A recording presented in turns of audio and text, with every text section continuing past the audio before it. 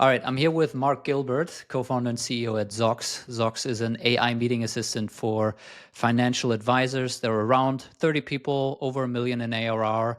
And Mark previously was GM at Microsoft, CTO at Hearsay, and then VP of Product Management at Twilio. So pretty impressive track record, and then deciding to start your own company. So I definitely want to dive into that story. But Mark, thank you for joining me. Awesome. Thanks, Ben. So what made you start a company after that track record? Start an AI company in, maybe the best and the worst time to be running a AI company. Yeah, I think it's always the best and worst time to start something. It's good. Like for me, I'd been at larger companies. I'd started a lot of different products and businesses at larger companies, but I knew that I wanted to start something at some point. We have a really good investor. We have a number of really good investors now, but when we were starting, we had kind of our main investor was really helpful and supportive. And so we just saw, I got to a point with my co-founder where we were looking at different things, and we just kind of realized I think it's never going to be a perfect time, frankly. And, we were like, now is the time to go. And I think as always, just as you said, with it being, like the perfect and worst time to be an AI company, things happen, right? Like things just happen. Like we started off, we did not think the AI systems would evolve as quickly as they have, which has been great. But yeah, just really wanted to kind of see everything from the bottom Remind up me, and did build you it. launch before or after ChatGPT? We launched after, but we were building for about not a year, but about probably 6, 7 months before. So when we started, we were actually using like a lot of the BERT models and things like that. We were using some of the very early OpenAI pieces to do things like data extraction, topic detection, and then really came out, you know, I would say 5 or 6 months after we started working with like what we call our early adopter program, like our end users. So honestly, it was still pretty like crazy for most people at that point. Like they didn't really understand what could happen. So in some sense, you were ahead of the curve because you started it before this whole boom happened. But tell me a little bit, what's maybe the most interesting or I don't know, battle scarred anecdote that you can share? Because I'm sure that you start this company and then ChatGPT launches, and that just one obviously makes this whole AI space explode. Plus, I'm sure you suddenly need to figure out a lot of different things because now there's all these new models constantly coming out. Which one do we use? What was that experience like in a nutshell? I don't know if you can share any particular stories Yeah, or anecdotes. more than happy to. So we started, like, I think part of the challenge is like, so the good thing is you get accelerated, right? Like we thought, like we hit after we launched, you had mentioned this, but like we got to $1 million in revenue very quickly. Mm-hmm. And we're frankly just having like, all the normal joys of scaling an organization right now. But I think part of the challenge at the start is like we had a plan. When I say a plan, like I air quote that because every plan, but definitely every startup plan is, Yep. isn't going to be exactly as you think. Educated guess. And that's it. We had a hypothesis on what we would, like what it would look like.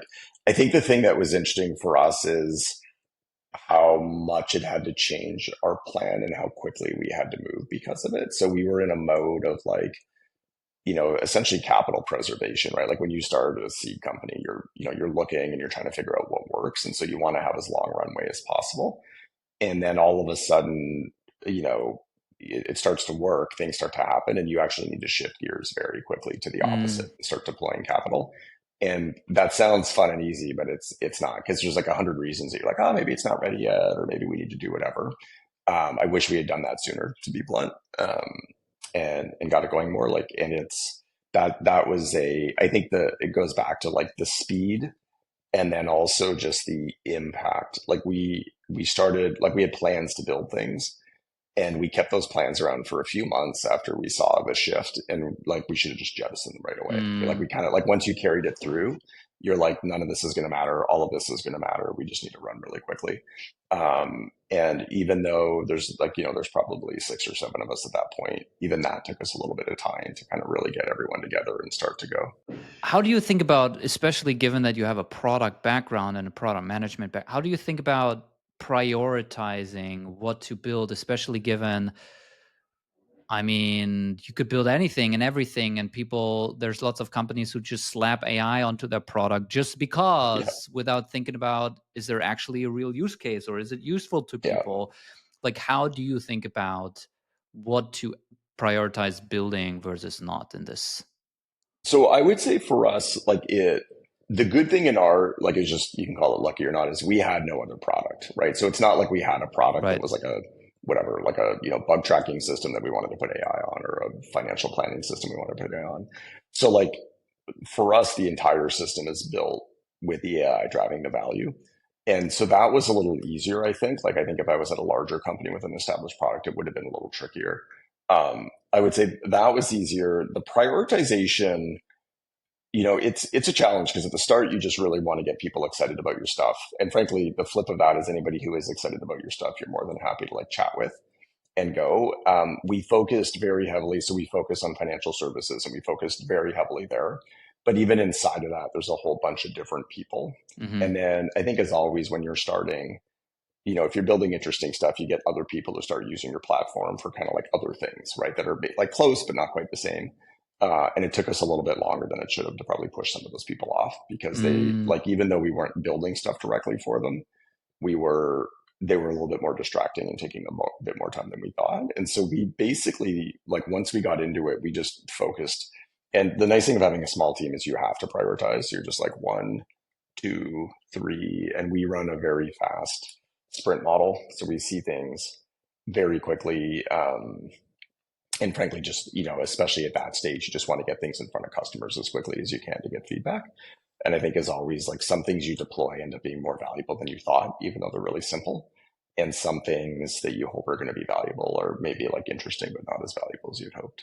So it sounds like one of the things that helped is just being very clear, and it took you some time to get there in terms of who you're for, which is financial services, and then within financial advisors, and then I'm sure you have further some segments there. But I mean, I talked to a ton of founders and many companies who are on a revenue growth perspective ahead of you guys are not willing to, let's say, put that stake into the ground and say who they're really for because they do Yeah. want to be able to kind of serve everyone. Do you have any tips for founders on how to think about Yes. mindsets Yes. perspective? Because I think one big thing is just literally being okay with it, and maybe doesn't Yeah. isn't okay in certain It. say. And then, sorry, second part of that question is Yeah. obviously the tricky part is picking the right one, because if you would have picked, I don't know, something else, maybe it wouldn't have worked so well. Yeah. Yeah. I think so. I think there's easy problems and hard problems. Like, easy to figure out, they may still be hard to do. So as far as focusing, like, I talk to founders all the time who have like what I'll call a horizontal solution, and they really go broadly, right? They just go very broad, and that like, when you've been in, even like, if you watch companies that are horizontal grow, they almost always are doing it in certain scenarios and verticals, like Mm, not necessarily verticals like financial services or something like that, but like very clear scenarios, because they know they're going to be able to win in those. And then hmm the product essentially grows. So like, we've seen this, like, there's a very well known kind of like data company that started off with a lot of like gaming and ad analytics because there's less privacy issues there. Those scenarios had a ton of data, so they could actually be very, very valuable to them. And I think if you have a horizontal company, I want to say, like, a general purpose technology, maybe is the right way to put it, at least from a go-to-market point of view, and I would even say from a product point of view, you have to pick the priorities and just go. Like, there's just no way you're going to be able to like both have enough funds plus enough time and attention to go, like, run hugely horizontal like bus ads and everything else. I see it a lot, especially I would say in developer technologies. Like, Twilio hmm had this, Microsoft had this. Twilio is very thoughtful about going after specific people and, more importantly, specific scenarios. So for them, like, marketing was a big deal. People using texting for that. Two-factor authentication, security. Like, there are these use cases that are very specific that they would go Sure. after. And if you go look at a lot of their material, even from early on, it was set up that way. So I would just say, like, advice-wise, even if you have a general purpose technology, figure out who it's most helpful for, and stay very focused on that. And How did you end up deciding on financial advisors? Was it kind of like you already started in financial services and then you just realized, oh, 70% of our customers just happen to be financial advisors, so might as well just go all in on them? Or did you It strategically was, sit down kind of a yeah. priori and say, who should we build this for? So we knew that we needed to be very focused. And so we did start, and I'll just say like background of the company is most of the founding team worked at a company called Hearsay Social, which is purely focused on financial advisors and insurance. So we understood like the compliance aspects, we understood all those. But even with that, we tried a few, like we basically put the system together specifically for financial advisors and a few other scenarios around. Yep, I remember that. And the Yeah. early adopter feedback and the other, like not only was the feedback just more hungry, but the speed at which they went was a lot faster. Mm, And so, we kind of put two and two together where like a lot of investors and other founders will tell you like, once you're figuring it out and going around, almost always you're going to end up back to some level of comfort. Like there's going to be something that you've done in the past that essentially is attaching you to this thing mm, just because you understand it better. And the feedback we were getting on the early adopter side was just like, everyone was really positive and excited, but they just moved faster. They would do things faster. Everything was quicker. So that was it. And then we still had debates about that, right? Like I think when you typically start to focus, you get these questions of like, is it for a year? Is it for a few months? Like maybe we do right. it on the go-to-market side, but the product side will still be broad. And I Uh, would say in general, like I would go deeper than you think that you need to be because these markets are bigger and they can grow a lot. mm, And then you'll have like you do need to on the other side get ahead of your other scenarios.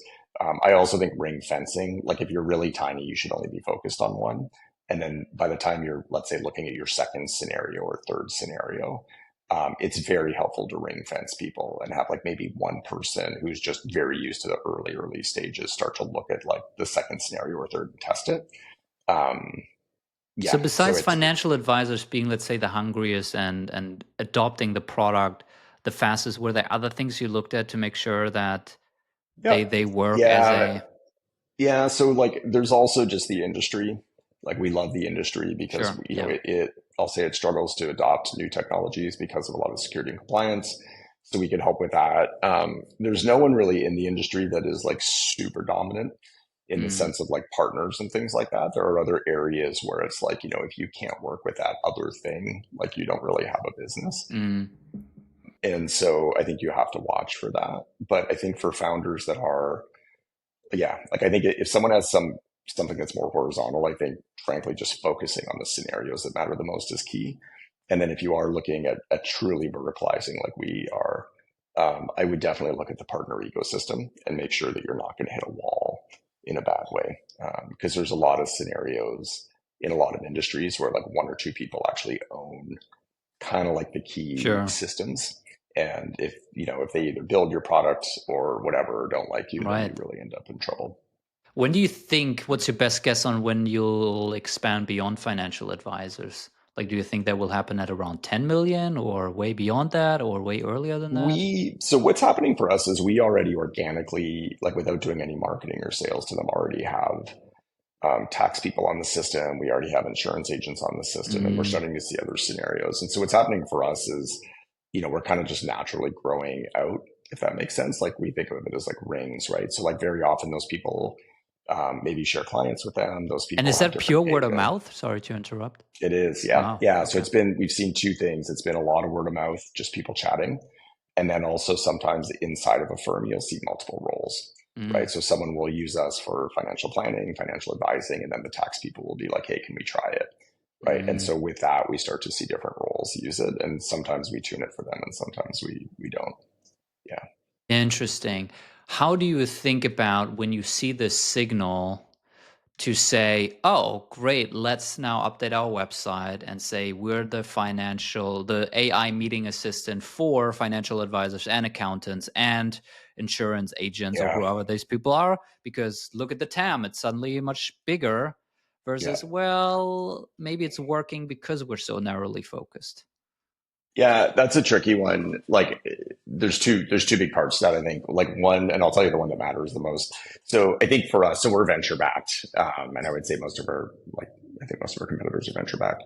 Um, it's very tempting to do things, I'll say, for investors.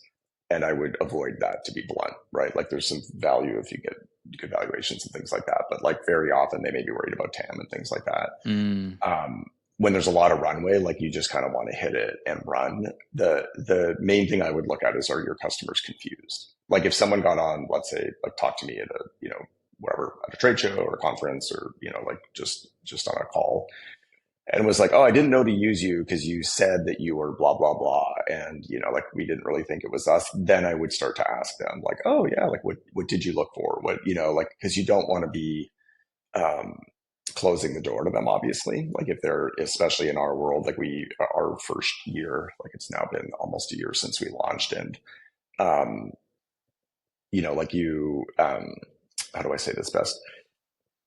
Like you want to get out there and essentially, like, frankly, get people on, but the fact that you're focusing is helpful. Like, it frankly Yeah. just, for us, it drives a lot more value to our end users because of that.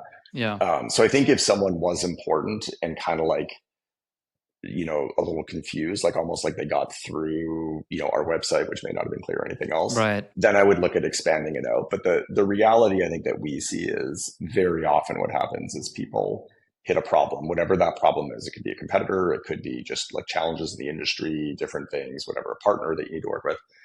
And instead of solving that problem, the solution is to expand your TAM, which is like, oh, well, this is hard, so maybe I should start, whatever, working with lawyers or accountants or whatever else. And almost always that's not the right thing to do. Like the right thing to do is just to solve the problem, right? And then Yeah. you get deeper and deeper in. But yeah, I would say it's primarily around user confusion. Like if people are like, oh, Interesting. I didn't know to use you, then that's a sign that you need to change something. What are some of the biggest reality checks you had when you went from what looks like a career as an executive at a large company, GM at Microsoft, CTO, then at Twilio VP, Mm-hmm. to starting and running your own little early stage startup? What were some of the biggest, you know? It is,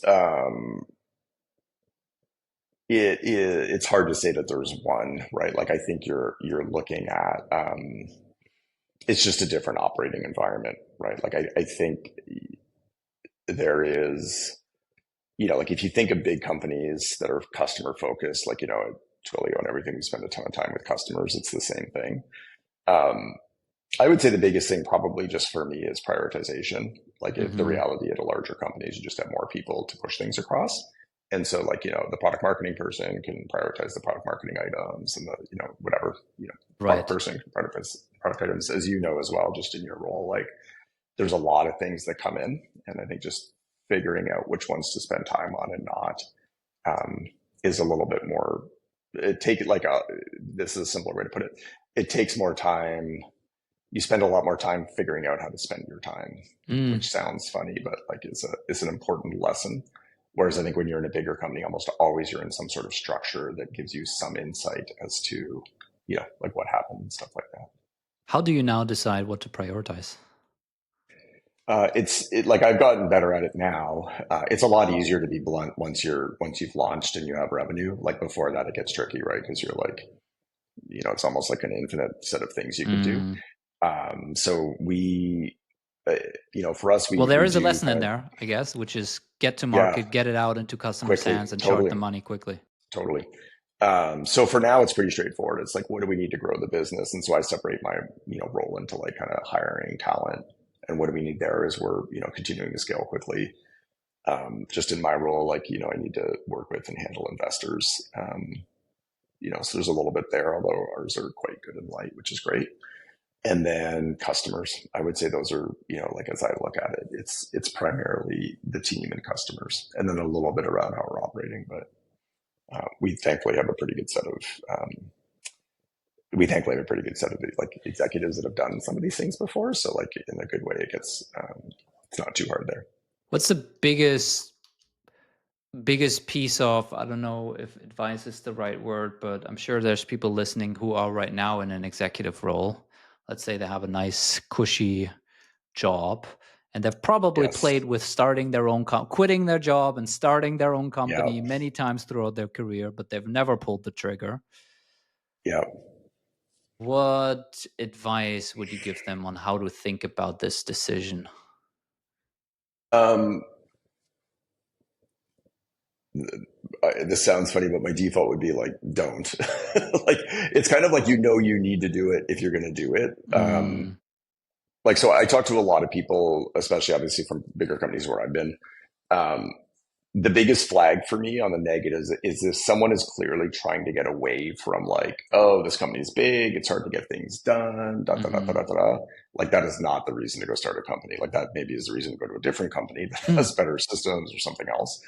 Um, I find the people who truly uh, will deal with all the pain of starting a company. And frankly, just for my small data set, the ones that do better are the ones who almost are already starting and doing stuff on the side anyways, or to, like, like whether that's entrepreneurial in the company and starting things, they're just like, I just want to go see what this looks like for real life, Mm-hmm. or ones who are just like naturally trying to connect dots or connect other founders together that could do more things together. Um, those ones I think understand a little bit more about what it is, because it's, it's hard, right? Like you lose, like when you're calling people with a Microsoft business card or a Twilio business card, like as a VP, like people will take your call, you'll chat with them, you'll do all that. When you're on your own, you don't really have that. Right. There are people to send some of the, different items that come into, you have teams and all that. Like, we don't, especially at the start, you don't have that, right? You're doing everything yourself. So I think it's just like, I think it's a horrible way. So the two failure cases I see are people who are trying to like escape a big company. And so they want to start something. And I think you can go to a small company, which is very different from Sure. starting something. And then I think the other one is you do see some people who look at it more financially and be like, oh, I can make a ton of money. And you're like, ooh, like, it's, and honestly, if you're coming out of a Or company like not. Microsoft and stuff, like, yeah, exactly. Or not. Let me tell you the other amount you can make. Um, and so, you really have to do it because you like doing it, because you like the accomplishment. Like I do a lot of like distance running and stuff like that. And, running itself isn't always fun, but you do it because you just kind of want to get it done and see what you can get done. And I think a lot of that actually is the same for starting Did you companies, have a right? Like you trigger want to have moment? accomplishment. Did you have a moment that made you go make that jump?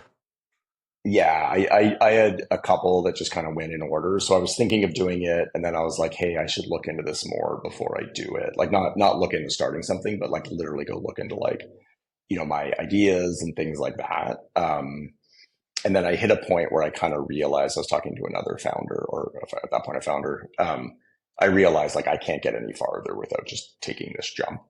And then I left, and then it was actually over like a holiday break before, where I was just like, for me, like you hit a point where you're like, this is not just true in founding a company, but for other jobs too. Is like, I would rather do that and fail than do what I'm doing right now and succeed. And that's a huge tell, right? Yep. Because at that point, you have to remind yourself of that sometimes. But yeah, Yep. Yep. Now, obviously, the name of the show is the Founder-Led Marketing Show. You do actually a lot on LinkedIn, and I wanted to ask you about that because it's not obvious that makes sense, because you guys sell to financial advisors, which is probably not the most active audience on LinkedIn.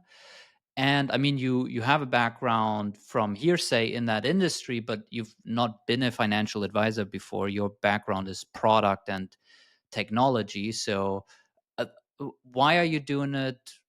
What made you want to do it in the first place and be out there yeah. and create I content? think so. There's a number of things like you probably know. You definitely know, Finn. Like I'm not a marketer, right? Like I'm really a product person, and kind of an engineer before that. So I think the two things for me are like, I think you just need to get out there. I think people buy, especially in the industry that we're in, people buy software and systems from people. Like they don't really want to buy them from a, machine, if you will. Um, a lot of the people we work with want help getting stuff, whether that's set up or just understanding how they should use it or best practices. And so like they just want to interact with humans. And then I also think there's a huge value building a product and actually having to explain it to people.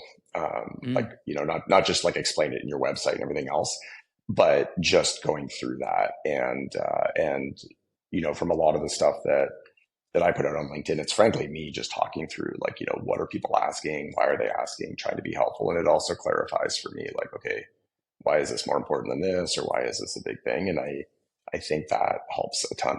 I think it just helps a lot with that. This area for us, like AI is very confusing for a ton of people, right? Like it's both exciting, but confusing. It's also a little scary for a lot of people. So we can talk through a lot of those things, and it kind of makes us think like there's just frankly so many different things that we can do and are doing now with our product. And once you start to like describe them to people, you can almost hear yourself, right? Like you're just like, oh, that one makes a ton of sense. That other one is just, Mm, it's not fully baked yet. And so you just kind of need to think through. So that's why we do it. And I would say we also just know like, it's a long-term game. You know what I mean? Like it takes a while to build up trust. It takes a while for people to kind of get to know you and do things. And, yeah, and so like we, as you know, like we started it probably a little earlier. I wouldn't say like we were kind of building in public, if you will, which I know like yeah, some founders do very yeah, explicitly, but I would say like we're one or two away from that, which like, if you go look at like my LinkedIn feed as an example, like I think I have no marketing content on there, like from a, like here's Zocks, here's what we do. It's really about right, like how yeah, we think through things, what customers are asking and stuff like yeah. that. Yeah. Have you been able to notice if it impacts financial advisors in any way? Like I Yeah, mean, it does. externally And facing benefits? yeah, we have different roles. Like I think there's different factors, right? Like some people go there to learn. Some people also, if they like our platform or product, will go there just to like learn about us. You know what I Mm, mean? And that helps. Like they kind of want to know who they're looking at. As we've been selling to larger and larger firms, very often they'll have like a technical leader or a security and compliance leader, and they just want to know like what's the background here. That it's mm, helped a lot with that. It's not really like we don't really view it as a lead generation source per se. It's really more about like just kind of establishing credibility and frankly, I think even more importantly, letting people know that you're happy to chat with them. You know what I mean? And that you're yeah. there's kind of humans on the other side of everything. Yeah. I mean, it's also like when I look at your track record, it would almost be criminal to not leverage that because, especially in your space, I mean, always B2B, but especially financial services, it's so much trust and credibility that matters. Yeah. And I Yeah. think any person just needs to take one glance at your LinkedIn profile and understand that, this is a legit person. I was talking Yeah. recently to a CEO of a cybersecurity company, and before he's not the founder, he got hired to run this company. But before he did that, he was the CIO at Microsoft and then the CIO at Disney. And I was like, you Yeah. might not have the most relevant expertise for your specific customers, but this is Yeah. such a strong halo effect with that kind of job title at that kind of company when you're in cybersecurity where it's all trust. It Yeah. would And be, obviously like the person knows scale at that point, right? Like you can't do those things without understanding yeah, yeah, like, yeah, yeah. pretty large scale items. Cool. Yeah, no, it's been interesting. Like one of the interesting things for us too is we started mostly to get feedback and just because they've been awesome to work with. Like our early adopters were pretty much small firms, like all small firms, which given my background, like an enterprise is not the obvious Mm, place to yeah. start. Um, but we got really good feedback from them. And then I would say like, as we've been getting into larger and larger firms, there's more, yeah, that halo and credibility just helps more and more. And like we've just, like I've seen, I don't know how many, I don't want to say how old I am, but like I've seen a lot of projects. I'll just say, deploy with customers, have it like, we've had to ship large software Sure. systems before. We Yeah, yeah. understand like a lot of the challenges that organizations go through. And that's definitely been helpful. Just getting that out there. And then as you're talking with them and working with them as they look at deployments, like, they kind of know that you know what you're doing, which has been great, frankly. Sure. You mentioned before we started recording that you've made a bunch of mistakes fundraising. One of the things you mentioned was kind of around having a data room. One, if you want to just expand on that, and two, what other lessons or mistakes have you learned on that? Yeah, we're just going through so again, we're venture back just for background, and we're just going through our latest round, which we got done, which has been great. Like I think at the end we ended up in a fantastic spot. But yeah, as we were chatting before, these are all lessons I think that most people will tell you. But we kind of there was a lot of interest in the company, and so we kind of got pulled into a lot of discussions to be like before we were ready, and they always seem light at the start, and then all of a sudden, like every few days or every week there's a bit more data, a bit more whatever, and then because you don't have everything lined up, you end up having like 5 or 6 different discussions, right, that are all ongoing, that are in slightly different spots. Plus we didn't really, because we were doing that, like we didn't really have a lot of time to actually go do I would say we started doing the raise proper a little later than we wanted because of that. And the other reality is, I think one of the challenging things with raising is that the founders have to do it, right, with some help from the executive team, and you also need to run the business. And so there's a bit of those. But I would say the biggest lesson is just prep and make sure you get that done before you get pulled in. Mm-hmm. Like we had a few people kind of try to preempt our round and things like that, and it's just very easy to start spending time a little. I think this is true. I think for all things for founders and execs, like these things always start You give small, and then VCs before you one know it, finger and they take the whole hand. they want the next and then the next and then the thing too is like you're just like I need to get other like you frankly have other things that you need to do. We thankfully have been in a very great cash position since our first round. Like we did an early seed, and so that like so in a good way we weren't really like we weren't in a rush to do it, to be blunt, and which may also be why we didn't get everything ready. But yeah, I would just say for anyone raising, like just get all of your stuff together, battle test it before you start to really kind of chat with people and stuff, because you will, especially if your business is growing quickly, like people will pull very quickly to try to get more and more data, and all of a sudden you're spending a lot more time than you realize every week. Yeah. With them. Yeah. If you were talking to a founder who's, let's say, 2 or 3 steps behind you, so they just started their company and it's an AI company in 2024 or 2025, they're just started getting their first couple of customers. What advice would you have for them on how to navigate this space, how to think about raising versus not raising? This is maybe not a good space to get into now at this point because it's so crowded. I don't know. How would you? Yeah, I think like for me, the whole AI thing is a little bit of a misnomer in the sense of like, there's obviously AI, like, we use it and, our like the industry is growing a lot. But I think if you're starting a company, like here's the test that I do when I talk with founders, like you need to tell me what your company does and what value it has without ever using the phrase AI, right? Like you can literally replace AI with software, and you realize how bizarre it sounds if someone's like, oh, I have software that automatically analyzes, and then my software, and you're like, you would never describe your company this way to anyone. And so I do think there's like a huge amount of opportunity with everything that's going on with AI. Like I think there's just so much opportunity for technology to actually help, like actually get people more efficient. Like the impact that we see with people on our product is phenomenal, right? Like it's hours and hours a day they're saving. They're able to get back to clients in minutes instead of days. Like all of these things are phenomenal. And I don't know them all for sure, but like, I'd be shocked if there weren't like hundreds and hundreds of different scenarios that, like AI could really help with. But I think for a founder, like you really need to not use the word AI describing it and really understand the value, which means you have to understand the user, problem or opportunity. And then, so that's how I would like just, I think are they actually on to something or not? Like that, you can tell like when someone describes to you a real problem. Mm-hmm. Like there's a company that we know, just the founders, and they're like, yep, like, we basically help get all of these different financial systems like lined up, like outside of financial services, it's more of an accounting thing. And today, like, they'll have X people doing it manually, and we use AI to do that automatically. And then, like 1/10 of the people can scan it. Sure. And you're like, okay, you get it, right? Like I see, Yeah. I understand that problem. I understand it.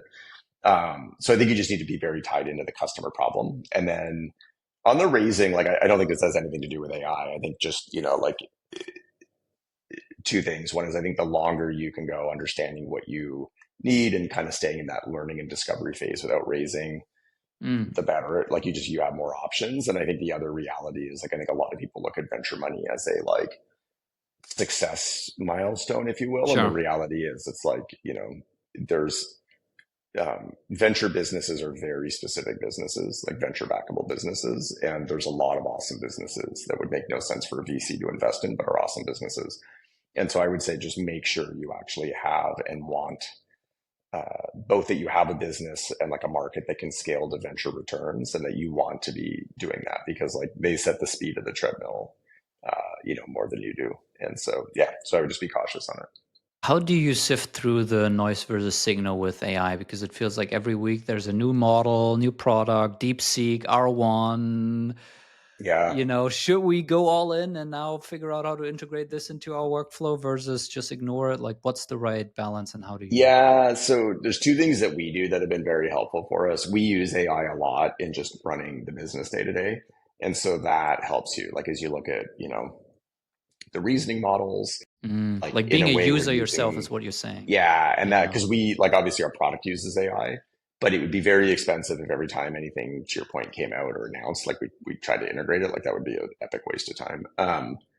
And so I would say more often than not, we ignore it from a product point of view and use it ourselves. And then through that, you see the capabilities. And then the other thing, just from a news point of view, because like to your point, like it's everywhere now. We just time box it, just straight out time box, and be like, I'm happy to, like, there's a number of like, kind of like good newsletters and things like that that can help with them and things. But what I find is even in that world, like the challenge with a newsletter is it needs to make a newsletter every day. So they'll find something to talk about. Yes. And I think almost always what we find is once something gets interesting, we'll want to go deep and we'll want to be like, okay, how does that work? Can we use that? Like just, you actually, like for us, just given our background, we want to know exactly how it works and why it's working this way. And then and so yeah, like we time box, like any sort of news or catching up, we time box. And I would say just thinking back, the biggest thing is probably just using it day to day in your business. Yep. You get a much better read for like what's real and what's just kind of like a neat demo. It's very like one of the interesting things with AI and our experience is it is very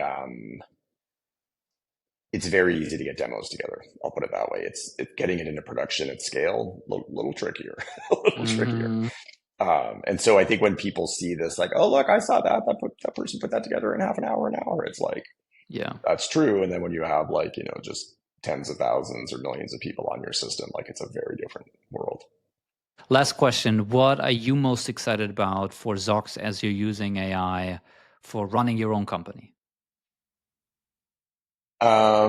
That is a really good question. I think the reasoning models are phenomenal. Like, I think it's stuff that, we could have done before by like, doing a whole bunch of like prompts and orders and things like that. So one of the things that I'm excited about is like, we do a lot of analysis of different things, whether that's like how the business is running, how different people are using the product, all that. I think most people underestimate how much AI can be helpful there. And the reason is like, if you think like, let's say Finn, I worked for you and, I was an analyst or something like that. And you were like, hey, Mark, like, why don't you look at all of our customers and see where they're from and see if there's a correlation or something like that, right? Like that's probably going to take me a few days to go do. And you realize with AI, like you can fire 20 of those things off in parallel in a minute, right? And then wait 10 minutes and go get a cup of coffee, come back and just be like, bang, bang. And so it's like any, instinct you have around anything about a business, you can basically go ask it with the reasoning models I find. And if you do it right and give it a bit of data, like it's actually very thoughtful and you can get, like, as I said, you can just do this like, 50 to 100 times. Are you at all and this is maybe me not being in it as much as you, are you not worried at all about hallucination on those things, that it's going to create a report and then say, oh yeah, there's this pattern that all your Yeah, customers not have. really. Yeah, it's a good question. Not like almost always, like all it's doing is telling you where to start, Mm, right? So like you would never kind of take that and then start to, let's say, spend money or adjust your plan. Like you'd be like, oh, that's interesting. There seems to be a pattern there, right? And then you would load up a spreadsheet and kind of look at it and see. mhm.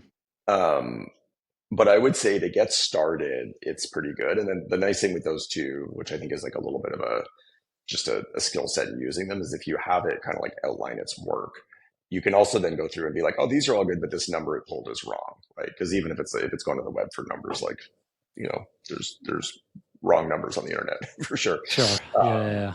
and so, yeah, I think like for us, it's like you can actually have it go do all those things. What we don't do yet is like just run it and then be like, great, the answer is like this. We should go Makes do this sense. plan. Like, but it's but it really opens up the amount of things you can consider pretty drastically. Sure. Well, Mark, thank you so much for your time. If people want to check you out or check Zocks out, I'm going to put both links in the descriptions. And yeah, thank you so much for your time. Awesome. I really appreciate it. It's great to chat with you as well.